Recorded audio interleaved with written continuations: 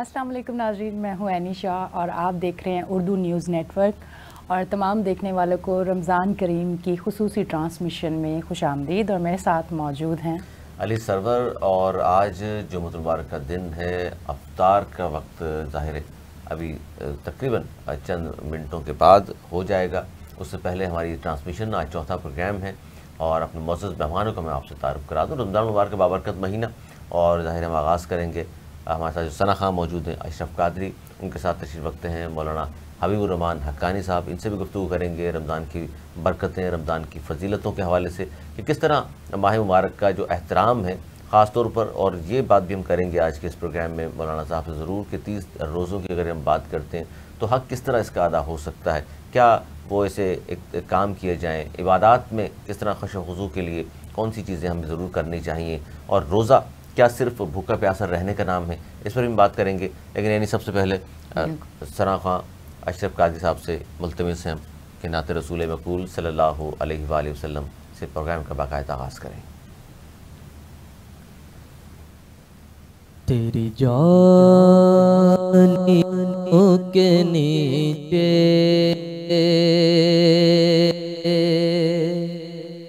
तेरी रहमतों के साए, तेरी जालियों के नीचे तेरी रहमतों के साए, जिसे देखनी हो जन्नत वो मदीना देख आए, जिसे देखनी हो जन्नत वो मदीना देख आए। न ये बात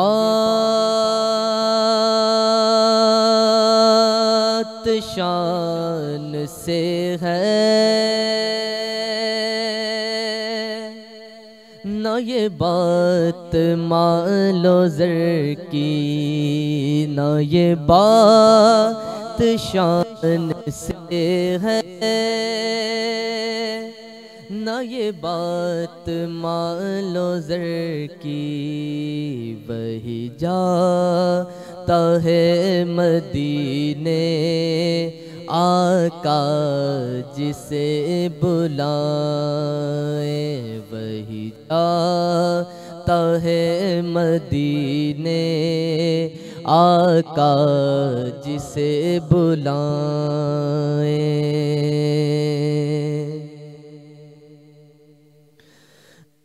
नहीं मालो ज़र तो क्या है, मैं गरीब हूँ यहीं ना। नहीं मालो ज़र तो क्या है, मैं गरीब हूँ यहीं ना। मेरे इश्क मुझको ले चल, मेरे इश्क मुझको ले चल, तू ही जानिबे मदीना।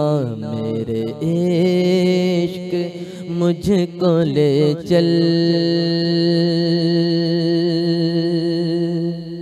तू ही जानिबे मदीना। मेरा दिल तड़प रहा है, मेरा जल रहा है सीना। मेरा दिल तड़प रहा है, मेरा जल रहा है सीना। कि दवा वहीं मिलेगी, कि दवा वहीं मिलेगी। मुझे ले چلو مدینہ کے دوا وہیں ملے گی، مجھے لے چلو مدینہ۔ کیسی وہاں کی راتیں، کیسے وہاں کے دن ہے، کیسی وہاں کی راتیں، کیسے وہاں کے دن ہے، انہیں پوچھ لو نبی کا، انہیں پوچھ لو نبی کا، جو مدینہ دیکھ آئے، انہیں پوچھ لو نبی کا، جو مدینہ دیکھ آئے۔ لو چلا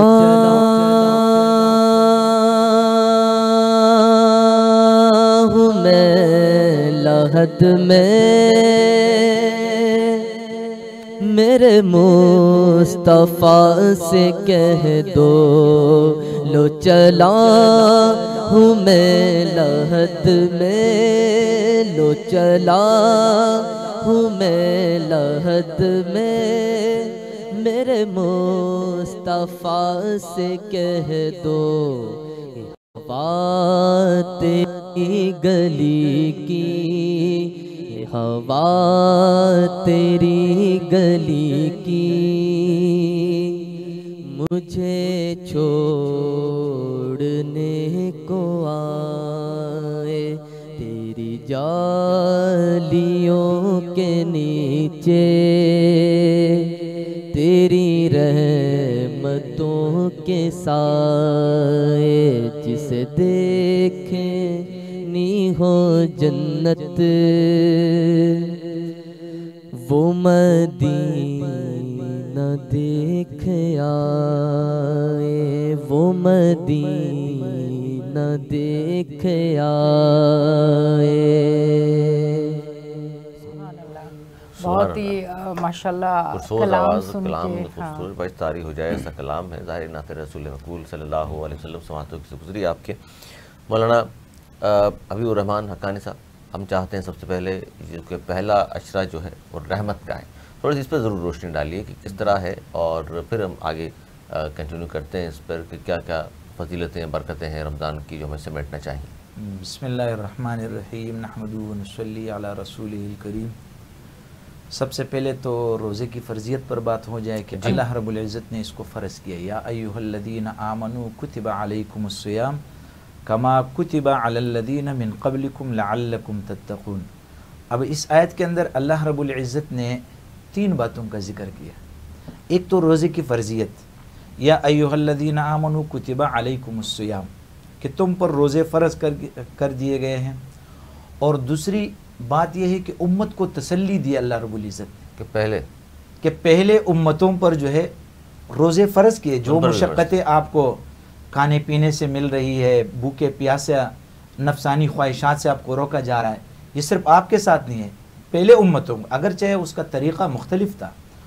اور تیسری چیز اس میں روزے کا جو نتیجہ ہے ذکر کیا کہ روزے کا نتیجہ کیا ہے، روزہ کس مقصد کے لیے رکھا جاتا ہے، لعلکم تتقون، تاکہ تقوی حاصل ہو جائے، اللہ کا خوف حاصل ہو جائے۔ رسول اللہ صلی اللہ علیہ وسلم نے اپنی زندگی میں 9 رمضان المبارک کے مہینے پائے، جس میں 7 رمضان المبارک کے مہینے ایسے تھے کہ وہ 29 کے آئے۔ اکثر آپ نے دیکھا ہوگا کہ رمضان المبارک کا مہینہ جو ہے نا 29 کا ہوتا ہے، اور لوگ یہ کہتے ہیں کہ بھائی کھا لیا اور یہ ہو گیا، نہیں، اس کا تعلق چاند سے ہے، یہ اللہ کی طرف سے انعام ہے۔ آپ صلی اللہ علیہ وسلم نے فرمایا کہ 29 بھی روزے ہو نا تو ثواب 30 کا ملتا ہے، 30 کا ملتا ہے، ثواب 30 کا ملتا ہے پورے مہینے کا۔ اور پھر جب ایک چیز کی فضیلت ہمارے سامنے آئے گی تو پھر اس میں عبادت کرنے کا الگ مزہ ہوگا، اس کو رکھنے کا الگ مزہ ہوگا، پھر جب ہمیں بھوک لگے گی، پیاس لگے گی، اس کی کوئی پرواہ نہیں ہوگی۔ آپ صلی اللہ علیہ وسلم نے فرمایا، پہلی حدیث آپ علیہ الصلوۃ والسلام نے فرمایا، رمضان المبارک میں روزے کے برابر کوئی عبادت نہیں۔ کیا بات ہے۔ اور دوسری حدیث میں آپ صلی اللہ علیہ وسلم کیا فرماتے ہیں کہ 3 آدمی ایسے ہیں کہ جن کی دعا کو اللہ تعالیٰ رد نہیں فرماتے، ان کی دعا قبول کی جاتی ہے۔ سب سے پہلے ان میں روزہ دار کا ذکر ہے، جب وہ اس کے سامنے ساری چیزیں پڑی ہوئی ہے پھر بھی وہ عاجزی کے ساتھ اللہ سے دعا مانگ رہا ہے۔ فرماتے ہیں کہ جو افطار کے وقت روزہ دار دعا مانگتے اللہ تعالیٰ اس کو رد نہیں کرتا، قبول۔ اور دوسرے جو ہے نا اس میں مسافر ہیں، اور تیسرا مظلوم ہے۔ اور تیسری حدیث میں آپ صلی اللہ علیہ وسلم نے فرمایا کہ جنت کے 8 دروازوں میں سے ایک دروازہ خاص روزہ داروں کے لیے ہے، جیسے یہ جنت داخل ہوں گے، اور اس کا نام ہے باب الریان۔ اور چوتھی حدیث میں آپ صلی اللہ علیہ وسلم فرما رہے ہیں کہ روزہ دار روزے کی وجہ سے اس کے گناہ معاف کر دیے جاتے ہیں، اس کی مغفرت اور اس کی بخشش ہو جاتی ہے۔ اور 5ویں حدیث میں آپ صلی اللہ علیہ وسلم نے فرمایا، روزہ دار کو جہنم سے دور کر دیا جاتا ہے۔ مسافت بتائی، زمین اور آسمان کے درمیان جو مسافت ہے، مشرق اور مغرب کے درمیان جو مسافت ہے۔ ایک حدیث میں آپ صلی اللہ علیہ وسلم نے فرمایا، جب کوے کا بچہ پیدا ہوتا ہے اور پھر وہ بڑھتے بڑھتے بوڑھا ہو جاتا ہے، لازمی بات ہے اس کی زندگی زیادہ ہے، فرمایا روزے دار کو جہنم سے اتنا عرصہ دور کیا جاتا ہے۔ اللہ اکبر۔ اور 5ویں حدیث میں رسول اللہ صلی اللہ علیہ وسلم فرماتے ہیں کہ دنیا اور آخرت کی دونوں خوشیاں روزہ دار کو ملتی ہیں۔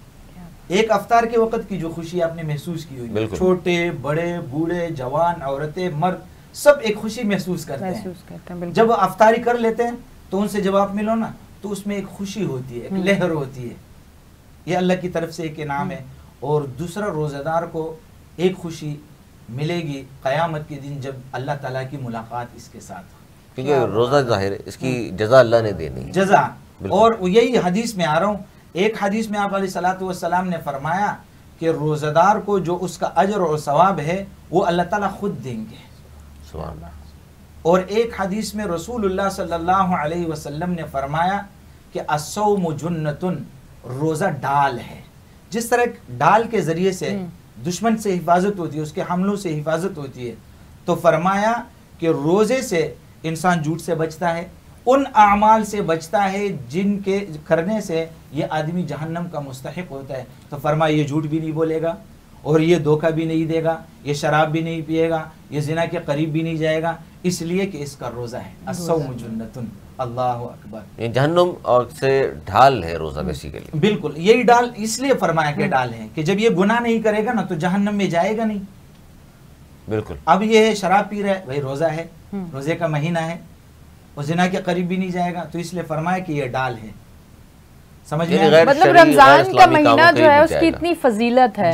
اچھا اب تھوڑا سا ہم اس پہ بھی بات کرتے ہیں، میں تھوڑا بچوں کے حوالے سے بھی بات کروں گی۔ ہم رمضان میں بات کرتے ہیں، دعاؤں پہ بات کرتے ہیں، عبادت پہ بات کرتے ہیں ساری۔ اب وہ بچے جن پہ جس عمر میں فرض نہیں ہے روزہ، اور وہ بچے روزہ رکھتے ہیں، نماز بھی ان کو بعض بچوں کو نہیں آتی اور بعض بچوں کو آتی ہے، بیچ میں بھول کے وہ کھا بھی لیتے ہیں، تو عموماً مائیں جو ہیں وہ روکتی ہیں اور وہ یہی کہتی ہیں کہ روزے میں کھاتے نہیں ہیں، بری بات ہے۔ اب وہ کچھ لوگوں کو ہوتا ہے کہ اگر بھول کے کھا لی، ہم نے سنا ہے کہ اگر آپ نے بھول کے کھا لیا تو روزہ آپ کو پھر بھی رہتا ہے۔ تھوڑا سا بچوں کے حوالے سے بتائیں، اور بچوں کے لیے یہ بتائیں کہ جن لوگوں بچوں پہ جسے عشق تک فرض نہیں ہے اور وہ بچہ اگر روزہ رکھتا ہے تو اس جس طرح سے ہم عبادت کا کہہ رہے ہیں کہ 70 گنا جو ہے وہ بڑھ جاتا ہے رمضان میں، تو اس طرح بچوں کے فرض کے برابر ہو جاتا ہے اور فرض 70 کے برابر ہو جاتا ہے۔ تو اس طرح سے جو بچے ہیں اگر وہ روزہ رکھ رہے ہیں اور پھر عبادت کر رہے ہیں، تھوڑا سا ان کے حوالے سے بتائیں کہ رمضان میں ان کے لیے کتنی اہمیت ہے روزے کی اور ان کے لیے کتنی چیزیں آگے بڑھ سکتی ہیں۔ یہ تربیت کا حصہ ہے نا اپنے بچوں کو۔ آپ علیہ الصلوۃ والسلام نے کیا فرمایا، بچہ 7 سال کا ہو جائے تو اس کو نماز کی طرف اس کو متوجہ کرو، اور 10 سال پہ باقاعدہ مار کا حکم آیا ہے، اس کی پٹائی کرو سختی سے، اس کو مسجد کی طرف لاؤ۔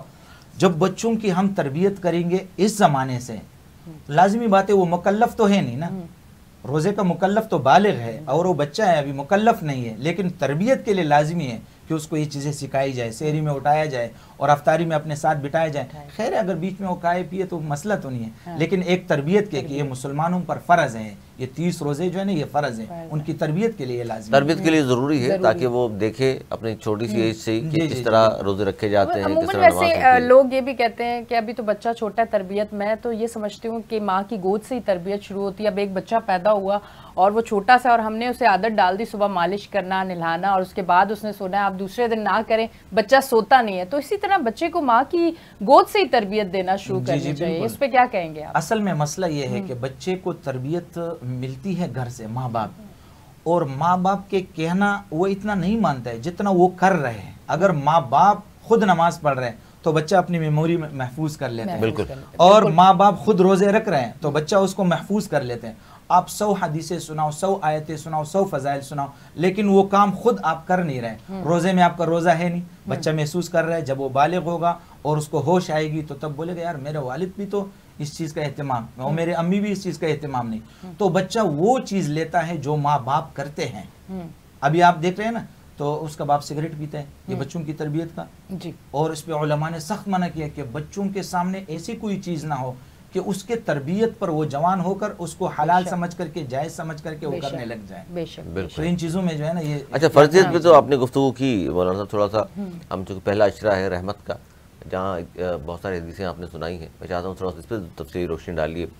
رحمت کس طرح ظاہر سمیٹیں ہم تاکہ صحیح حق ادا ہو. اور یہ ظاہر رمضان المبارک بابرکت مہینہ اس ایج میں ہم نے پا لیا ہے، ظاہر کون زندہ ہے کون نہیں ہوگا اگلے رمضان المبارک تک. تو یہ اتنا بابرکت مہینہ ہمیں مل گیا ہے، اس میں ہمیں اللہ تعالیٰ کچھ ایسے اعمال بتائیے جس سے زیادہ نیکیاں سمیٹنے کی ہمیں توفیق. تو بالکل یہ رحمت کا مہینہ ہے نا. اب سیزن ہے، دکانداروں کا الگ سیزن ہے، تو مسلمانوں کے لیے ایک سیزن ہے جتنی رحمتیں یہ سمیٹ سکتے ہیں. سب سے پہلے ایک حدیث میں آپ کو سناتا ہوں. آپ صلی اللہ علیہ وسلم فرماتے ہیں کہ یہ روزہ جو ہے ایک عفت اور پاک دامنی کا حصول کا ایک ذریعہ ہے. کیا بات ہے، اللہ اکبر. رسول اللہ صلی اللہ علیہ وسلم فرماتے ہیں کہ عفت اور پاک دامنی کے حصول کا ایک ذریعہ ہے. یعنی آپ کے آنکھیں اب رمضان المبارک میں جہاں دیکھتے ہیں اور وہاں دیکھنا جائز نہیں. عام دنوں میں آپ دیکھ رہے ہیں لیکن روزے میں آپ احتیاط کر رہے ہیں. ایک مسئلہ یہ ہے کہ آپ نمازیں کم پڑھ رہے ہیں، آپ نوافل کم پڑھ رہے ہیں، لیکن اس کو آپ بچا رہے ہیں. مثلا آپ نے 100 رکعتیں نوافل پڑھ لی، اللہ آپ کو توفیق دے، اور روزے رکھ رہے ہیں اور تراویح پڑھ رہے ہیں اور بہت ساری رحمتیں آپ نے سمیٹ لی، لیکن جا کے آپ نے کسی مسلمان کی غیبت کر لی، وہ رحمتیں آپ سے چلی گئی. جا کے آپ نے آنکھوں کو ایسا جگہ استعمال کیا جہاں اللہ نے دیکھنے کا حکم نہیں دیا تھا، منع کیا تھا، تو وہاں پر آپ نے تو رحمتیں ختم ہو گئی. تو فرمایا رحمتیں ایسے حیثیت سے سمیٹو کہ وہ آپ کے ساتھ باقی رہیں. اس کے اوپر گناہ کا کوئی ثواب کم ہو لیکن گناہ اس کے اوپر نہ ہو تاکہ وہ ثواب آپ کا ضائع ہو جائے. کہنے کا مقصد یہ کہ اسلام ہمیں جن چیزوں سے روکتا ہے سال کے 12 مہینے، ایک مہینے کی بات نہیں، وہی چیزیں اگر ہم قائم کریں تو رحمتیں بڑھ جائیں گی. مقصد وہی ہے کہنے کا کہ ہمیں ان ساری چیزوں سے پورا سال منع کیا اس میں مولانا صاحب یہ بھی ہے کہ حضور اکرم صلی اللہ علیہ وآلہ وسلم شعبان کے مہینے سے ہی اب باقاعدہ طور پر جسے کہا جاتا ہے نا کاروباری حضرات کے حوالے سے کہ ہمارا جناب سیزن آنے والا ہے اور ہم کاروبار کریں گے، اس کی تیاریاں شروع کر دیتے ہیں. تو کہا جاتا ہے شعبان سے ہی تیاریاں شروع کر دیتے تھے رمضان کے حوالے سے. اتنا اہتمام ہوتا تھا، اتنی فکر ہوتی تھی، اتنی خوشی ہوتی تھی اس کی کہ رمضان مبارک آ رہا ہے. تو ہم لوگوں میں یہ کم ہوتا جا رہی ہے سلسلہ، ہم بھی اس طرح ہوں حضور صلی اللہ علیہ وسلم کی سنت پہ بالکل نوافل شروع کر دیتے تھے، اور شعبان میں بنسبت اور مہینوں کے زیادہ روزے رکھتے تھے. یہ روزے کی تیاری تھی نا. اور آپ علیہ الصلوۃ والسلام دعا کرتے تھے اللہم بارک لنا فی رجب و شعبان، یا اللہ ہمارے لیے مبارک کر دے رجب اور شعبان کا مہینہ، وبلغنا رمضان، اور ہم تک رمضان کو پہنچا دے، یا ہمیں رمضان تک پہنچا دے، اس کی برکتیں، اس کی رحمتیں. یہاں دیکھو ایک بات، روزے کا اور قرآن مجید کا ایک گہرا تعلق ہے. شہر رمضان الذی انزل فیہ القرآن، قرآن نازل ہوا ہے. اور آپ صلی اللہ علیہ وسلم نے فرمایا کہ 2 چیزیں ایسی ہیں کہ قیامت کے دن وہ بندے کی سفارش کریں گے یہاں تک کہ اس کی سفارش قبول کیا جائے. ایک ان میں روزہ ہے، وہ اللہ تعالیٰ سے کہیں گے یا اللہ اس نے کھانے پینے سے اور نفسانی خواہشات سے اپنے آپ کو روکے رکھا تھا. فشفعنی فیہ، یا اللہ اس کے بارے میں میری سفارش قبول فرما. اور دوسرا جو ہے نا قرآن مجید، اور قرآن مجید آئے گا، یا اللہ رات کو سونے سے اس کو میری تلاوت نے روکے رکھا، فشفعنی فیہ، یا اللہ میری سفارش اس کے بارے میں قبول فرما دے. فیشفعانی، رسول اللہ صلی اللہ علیہ وسلم نے فرمایا ان دونوں کی سفارش، ان دونوں کی شفاعت قبول کر دی جائے گی. اور ایک حدیث میں آپ علیہ الصلوۃ والسلام روزہ دار کی فضیلت بیان فرماتے ہوئے فرمایا کہ روزہ دار کو، ایک غریب، اس کے متعلق ایک بات کر لیتا ہوں، غریب لوگ جن کو پھل فروٹ اور اتنا وہ چیزیں ملتی نہیں ہے، آپ علیہ الصلوۃ والسلام نے فرمایا کہ یہ والا روزہ دار اللہ تعالیٰ جنت کے اندر اس کو خود اپنے ہاتھ سے پل کے لائیں گے. سبحان اللہ. یہ ایسی رحمتوں کا مہینہ ہے. ایک واقعہ آپ کو سناؤں جی جی. مصر کا. یہ رمضان المبارک یعنی روزے کا اور قرآن مجید کے تعلق کا، کہ ان کا کتنا گہرا تعلق. مصر میں ایک دستور رہا ہے کہ وہ افطاری میں اپنے امام کی دعوت کرتے ہیں. اچھا. یعنی ایک دن ایک نے دعوت کیا، دوسرے دن دوسرے نے کیا، امام مسجد کی بات ہو رہی ہے، تیسرے جی اس کے امام کا، جی جی مسجد کے امام کا. اور دیہاتوں میں آج کل بھی اسی طرح ہو رہا ہے. نہیں، ہمارے یہاں جس طرح پہلے تھا نا کہ جتنے بھی اہل محلہ ہوا کرتے تھے، خاص طور پر افطار سے قبل جو ہے ان کے گھر سے جو بھی اپنے حیثیت کے مطابق گھر میں ہوتا تھا بھیجا کرتے تھے، باقاعدہ امام بھیجا کرتے تھے. لیکن وہاں دستور یہ تھا کہ امام کو بلاتے تھے. ٹھیک ہے، آج آپ کی باری ہے، کل اس کی باری ہے، پرسوں اس کی باری ہے. افطاری کے لیے امام صاحب آئے اور امام صاحب نے افطاری کیا اور چلے گئے. ٹھیک. اب میاں بیوی جو تھے گھر میں وہ بیٹھ گئے. بیوی نے کہا کہ جھاڑو لگاتے ہوئے، بیٹک کی صفائی کرتے ہوئے مجھ سے کچھ پیسے گم ہو گئے اور وہ پیسے ابھی ہے نہیں.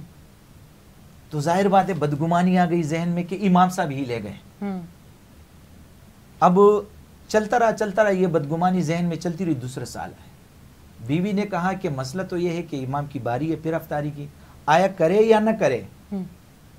بدگمانی آ چکی وہ ذہن میں وہ اس نے، شوہر نے کہا کر لیتے ہیں، ایک دستور ہے، ایک طریقہ ہے، کر لیتے ہیں. امام صاحب کو بلایا. افطاری سے پہلے وہ گھر کے جو مالک تھے انہوں نے کہا کہ امام صاحب 1 سال سے ذہن میں بدگمانی چل رہی ہے، تھوڑی سی اس کی صفائی، اس کی وضاحت ہو جائے. پچھلے سال جب آپ آئے تھے ہمارے بیٹک میں جو ہے کچھ پیسے میری بیوی سے گم ہو گئے. ظاہر بات ہے آپ کے علاوہ کوئی آئے نہیں، تو ان پیسوں کے بارے میں اگر تو ہماری یہ ذہن جو ہے نا صاف ہو جائے گی. امام صاحب نے کہا جی مجھے یاد آ گیا، پیسے تو مجھے ملے، لیکن یہاں الماری میں قرآن مجید تھا، اس تاخچے میں اس کے وقائے کے اندر میں نے ڈالے. میں نے کہا کہیں آوا ادھر ادھر نہ کرے. اور 1 سال سے انہوں نے قرآن کو ہاتھ میں لگا. اللہ اکبر. امام صاحب نے کہا حیرت پیسوں پر نہیں ہے، نہ بدگمانی پر ہے، حیرت تم لوگوں اس بات ہے کہ پورے سال میں اس قرآن مجید کو کسی نے اٹھایا نہیں. تو اس لیے آج کل ہر مسلمانوں کے گھروں میں قرآن صرف اس لیے ہے کہ ہمارے گھر میں قرآن مجید ہے. اللہ تعالیٰ نے اس کو رہنمائی کے لیے الف لام میم ذالک الکتاب لا ریب فیہ ھدی للمتقین، یہ رہنمائی کے لیے، پرہیزگاروں کے لیے ہدایت ہے. اب یہ بندہ اس کو پڑھتا ہے. اور ایک بات میں آپ کو بتاؤں، یہ اسی قرآن مجید کے حافظ کو اللہ رب العزت قیامت کے دن کیا انعام دیں گے؟ وہ الف لام میم سے شروع کریں گے اور والناس تک جائیں گے، اور یہاں سے اس کو حکم ہوگا 13 مرتبہ وہی ہے جہاں والناس آ جائے. اب یہ الف لام میم پڑھتا جا رہا ہے اور آیتیں ہیں اور جنت کے درجوں پر وہ چڑھتا جا رہا ہے. اتنا اعلیٰ مقام اللہ رب العزت اس کو. یہ نہیں چھوٹا سا ایک بریک ہے کیونکہ نماز کا وقت بھی ہوا ہے اثر کی. ناظرین ایک چھوٹا سا بریک لے لیں، بریک کے بعد پھر حاضر ہوں گے اور ہماری اسپیشل ٹرانسمیشن رمضان کریم جاری رہے گی. ایک چھوٹا سا بریک پھر حاضر ہوتے ہیں. السلام علیکم.